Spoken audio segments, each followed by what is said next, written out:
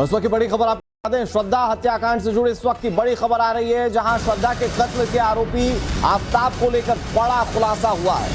आफताब ने पुलिस पूछताछ में कबूल किया है कि उसका दिल्ली से महाराष्ट्र तक 20 से ज्यादा लड़कियों से संपर्क में वो था। लड़कियों से बात करने के लिए वो अलग अलग सिम कार्ड का इस्तेमाल तो करता था, और वो इसलिए करता था क्योंकि ये सिम वो फर्जी आईडीज पर लिया करता था। डेटिंग ऐप के जरिए वो महिलाओं से संपर्क किया करता था। उसने कबूल किया है कि श्रद्धा के मर्डर के बाद अपना फोन उसने OLX पर बेचा था। तो आफताब को लेकर अब कई सारे खुलासे होने लगे हैं, और खुलासे जो हो रहे हैं वो चौंकाने वाले हैं। क्या ये आदतन अपराधी की श्रेणी में गिना जाएगा? क्योंकि इसकी सोच कुछ ऐसी थी, इससे पता चलता है कि वो जानबूझकर लोगों को फंसाया करता था, महिलाओं को फंसाया करता था, फर्जी सिम कार्ड का इस्तेमाल, और दिल्ली से लेकर महाराष्ट्र तक कुल 20 लड़कियों से संबंध की बात अब तक सामने आई है।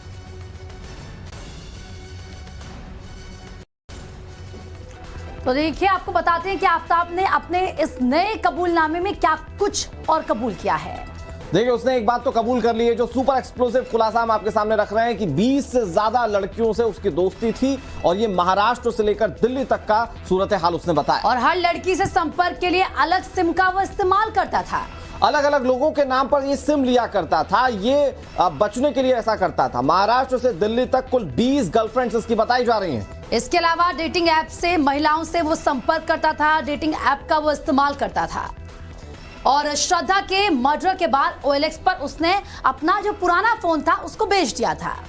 तो उसने तमाम वो चीजें की जो एक शातिर अपराधी करता है, और ऐसे में अब इसको लेकर पुलिस के लिए टास्क और बड़ा है, ताकि हर एक पहलू को आसानी से सुलझाया जा सके।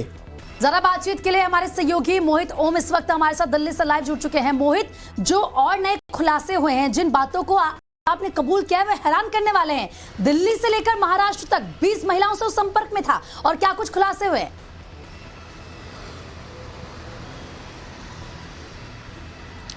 बिल्कुल, देखिए, इसने जो लगातार पुलिस से जो पूछताछ कर रही है उसमें कई तरीके की बातें निकल के सामने आ रही हैं। इसमें नई बात पता लगी है कि जो पुलिस ने अपने पूछताछ में इससे निकाली है कि 20 से ज़्यादा इसकी गर्लफ्रेंड्स रह चुकी हैं, जो महाराष्ट्र से लेकर दिल्ली तक थी, यानी अलग अलग शहरों में जो गर्लफ्रेंड्स बनाया करता था, और इन लोगों से, इन लड़कियों को ये डेटिंग ऐप में मिलता था और वहीं पर उनसे संपर्क साधता था। सबसे बात करने के लिए अलग अलग सिम कार्ड लिया करता था, यानी कि वो अलग अलग फ़ोन नंबर से उन लड़कियों से बातें किया करता था। एक नंबर से एक लड़की के साथ बात नहीं करता था, बल्कि अलग नंबर उसके लिए प्रयोग में लाता था। कभी अपने आईडी पे ये सिम कार्ड लेता था, तो कभी किसी और की आईडी पे सिम कार्ड लेता था, तो यानी फर्जीवाड़ा ये पूरा किया करता था। श्रद्धा के जब इसका दोस्ती थी, श्रद्धा के साथ जो इसका मोबाइल फ़ोन यूज़ कर रहा था, श्रद्धा के साथ रहते हुए इसने वो मोबाइल श्रद्धा की हत्या के बाद OLX पे बेच था। तो पुलिस इससे तमाम जानकारियां जुटा रही है, पता लगाने की कोशिश कर रही है। इस पूछताछ से पता लगता है, इस नई बातों से पता लगता है कि इसका कैरेक्टर क्या था। ये लड़कियों के साथ रहने की इसकी एक आदत थी, लड़कियों को फंसाने की आदत थी, उनको मिसयूज करने की आदत थी,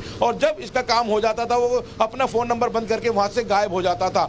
लेकिन श्रद्धा ने इसके ऊपर प्रेशर बनाया कि वो उसके शादी करना चाहती है, इसके साथ लिव इन रिलेशन में रहने लगी, और लेकिन जब श्रद्धा का शादी का प्रेशर बढ़ा तो उसने श्रद्धा की हत्या कर दी। तो फिलहाल अब इससे लगातार पूछताछ जारी है। 5 दिन की इसकी रिमांड आज खत्म होने जा रही है। साकेत कोर्ट में पुलिस इसको दोबारा पेशकश करके आगे रिमांड लेगी, क्योंकि अभी तक श्रद्धा का मोबाइल फोन इससे नहीं मिला है। श्रद्धा की लाश के कई टुकड़े जो है वो अभी तक नहीं मिले हैं, और पुलिस को लग रहा है कि लगातार ये कई बातों में पुलिस को भड़काने की कोशिश कर रहा है, लगातार उनसे झूठ बोल रहा है। इसलिए पुलिस ने इसके लिए नार्को टेस्ट की भी इसके लिए एक एप्लीकेशन लगाई थी, हालांकि अभी उसकी परमिशन नहीं मिली है, लेकिन पुलिस लगातार अपनी पूछताछ के लिए जो भी हथकंडे हैं वो अपनाने की पूरी पुलिस कोशिश कर रही है। लेकिन आफताब के किए गए इन खुलासों की ओर से ये बात तो साफ हो जाती है कि साजिश के तहत वो किया करता था, और पुलिस को अब उन तमाम कड़ियों को जोड़ना है जो इस हत्याकांड के एक एक पहलू को सबके सामने रख दें। वक्त एक छोटे से ब्रेक का है।